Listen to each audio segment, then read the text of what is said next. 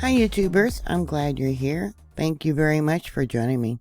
Today is Friday, December 9th, 2022. At 4:56 a.m.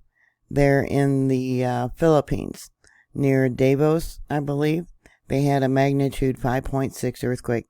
They didn't fudge about this. There's the spectrogram for it, and there's its tectonic signature. There was a small one just before this earthquake occurred. Let me make that bigger. It went small on me.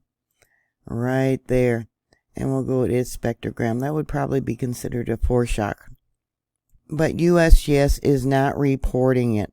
This earthquake was caused by the Philippine fault. You can see it goes way up here. And then we got the Philippine Trench. And there's probably about 7 different fault lines in this area. Actually, it's probably pronounced Davao, but I found this paper, and those of you that live there probably should take note. Earthquakes occur due to tectonic movement of a fault. Davao region has warned by the Philippine Institute of Volcanology and Seismology that new sets of fault lines appeared in the region's southern vicinity with the possibility of a magnitude 6.8 to a 7.1. This phenomenon is possible since Davao region is part of the Philippines fault zone.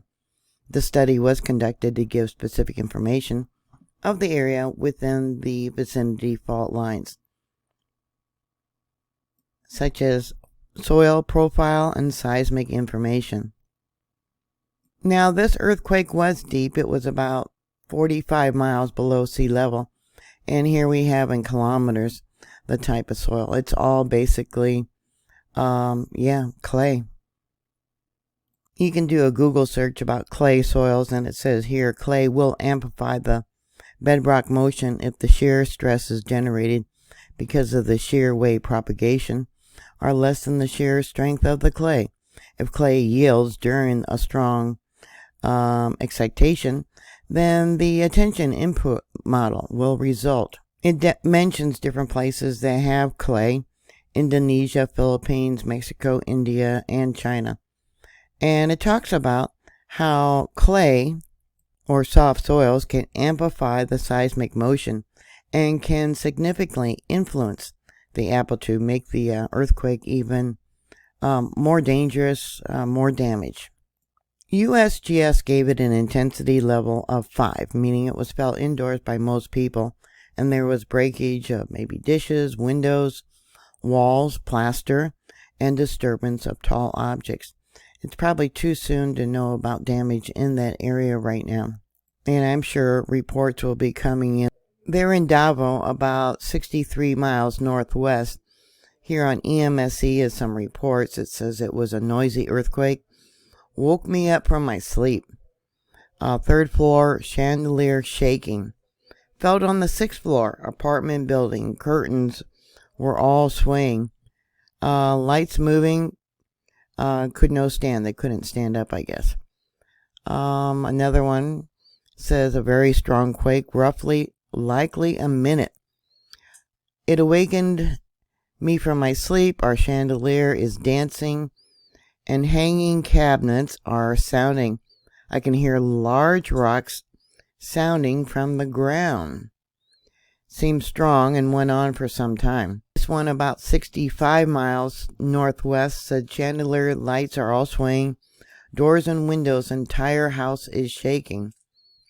Another one, 106 kilometers, says swaying pretty strong for about 1 minute. Woke us up here in Dagos, house shaking, wife panicking, too far for any damage. And another one says it was very strong. Many are reporting that this earthquake was a 6.1. It's hard to tell because, the seismic signature is so short. Even for myself, when I downloaded the data. But I figured they probably took the data going from, let me see, you can see this line of melt here. And right there is where it broke up. So they probably ended it there. So it very well could be larger than a 5.6. It could, in fact, be a magnitude 6.1. We'll see if it's revised. But anyway, sending prayers to everybody over there. Please stay safe. Take into account that you could have a magnitude 7.1 earthquake sometime in the future there. Thank you for watching. Thank you for subscribing. And if you're prepared, you have a better chance of being safe. And I'll talk to you later. God bless you. Bye.